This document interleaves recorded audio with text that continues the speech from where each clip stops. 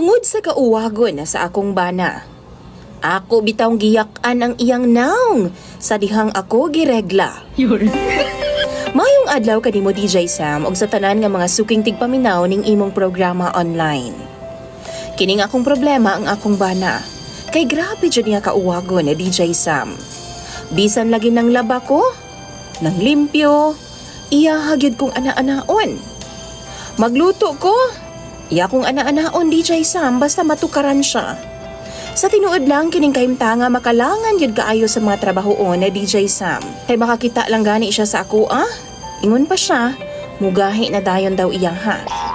Di, jud dali mahuman DJ Sam ang akong trabahoon sabay kay birahan man ko niya pirmi. Ambot ba DJ Sam? Grabe jud niya ka-aggressive. Naipanahon nga nahinano kog tuog DJ Sam na tingala na lang ko nga gihandusan ako niya. Pastila na lang jud. Unsaon naman lang intaw na ako niya nga akong bana nga wa may gipiling oras sa DJ Sam.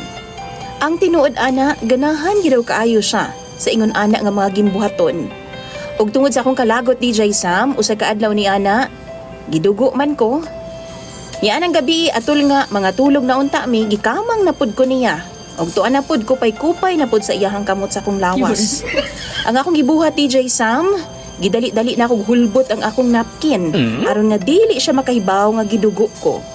Ug sa dihang musakay na unta siya nako, ako siyang giingnan nga ako'y drive. Kay palamian ako siyang taman. Perti niyang lipaya DJ Sam. Laliman kag ako na. Nibangon ko DJ Sam o girumansa na ako siya pag-ayo. Kutob sa akong mahimo. Gipalamian ako siyang taman DJ Sam. Ug sa dihang nag-agungol na siya sa kalami. Kalit na ako siyang giyak-an o ginuno na ako pag-ayo sa iyahang naong ang akong bilahan. Pastilan lagi. Dali-dali in taon siya bangon DJ Sam kay murag lain man daw. Baw-baho daw nga pilit-pilit. Usa dihang gipasigan niyang suga DJ Sam unya gilantaw niya iyang naong sa salamin. Sus murag gyud siya vampira nga nakapaak og mananap DJ Sam.